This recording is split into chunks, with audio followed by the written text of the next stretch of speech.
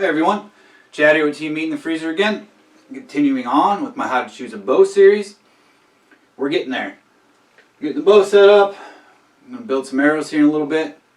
And then I heard the range is back open, so I cannot wait to get out to the range, hopefully this weekend, and get some arrows shot. I need to shoot some arrows for this bow and get started tuning it and get it where it needs to be for the upcoming hunting season, which is creeping up.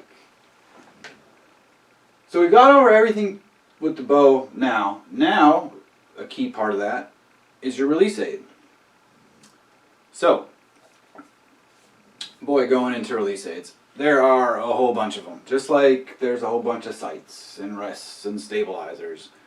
And release aids are not different. There are a whole bunch of variations of them. So there's basically two styles. You have a handheld, or you have a wrist strap. Handheld, meaning you hold it in your hands like that. Wrist strap, meaning it's going to have some sort of buckle, Velcro, something. It's going to go around your wrist. That, and it's activated by your index finger or middle finger, whichever one you want to do. Most people do it with their index finger. And there's also, so getting into the handheld ones, you basically have two styles. You have a thumb button and you have a hinge. For beginners, hinges are, it takes some time to learn how to shoot a hinge. And what I mean by a hinge, I mean by it has a cam right here. I don't know if you there, cam right there with that right there. And what happens is you draw the bow back. This is not a trigger right here. This is to make sure it doesn't go off when you're drawn back. You get back, and as you rotate your hand, the release fires. So there is no trigger mechanism, shall we say. Great for practice. They teach you how to stay with your shot and what a surprise shot should feel like. I will never bring one hunting. Just because I don't have, sometimes, and people will argue with me on this one, sometimes you have a very, very, very small window to get that shot off. And I can, if I try and rip through this release aid, I will not be accurate. I can rip through an index finger or a thumb button with a lot more control, shall we say. And that probably opened up a can of worms for a bunch of people. But that's my thought process on it. Thumb button, we said, it's activated by your thumb.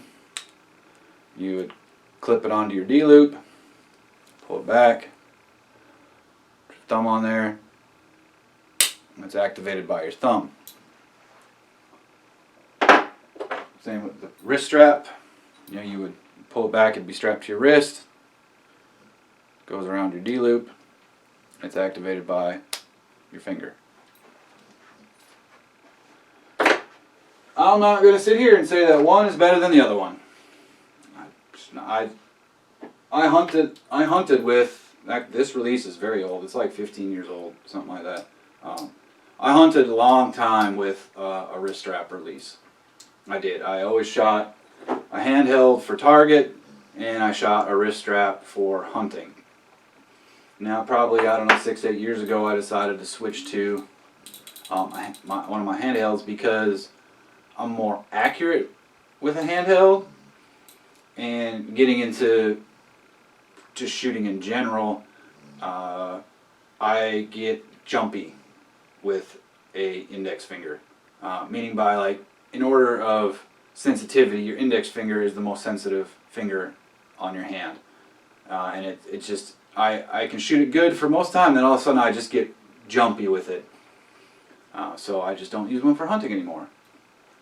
But hey, I would say probably a good 75% of people out there hunt with a wrist strap. Nothing wrong with it. There are a few people that hunt with a hinge.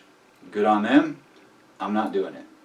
If you choose to do that, hey, go for it. Just make sure you practice a lot with one. Like I said, I prefer to hunt with a thumb button. Now, the like the advantages and disadvantages to both of them. A wrist strap, you strap it on your wrist, and it is there. You don't have to dig in your pocket. You don't have to do any of that stuff to find your release aid.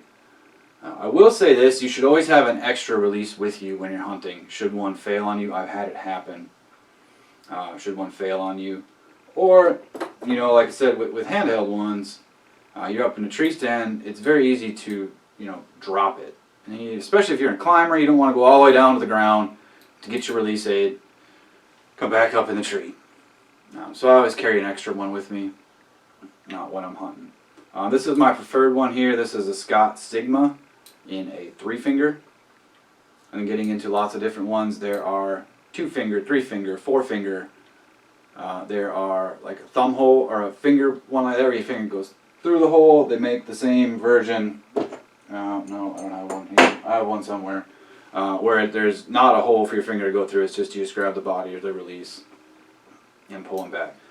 Now, like I said before, I said in all the videos, if you go to a decent shop, if this is a handheld one is something you want, they are considerably more expensive than a wrist strap one. You can get a decent wrist strap release for like, I don't know, 50, 60 bucks, something like that.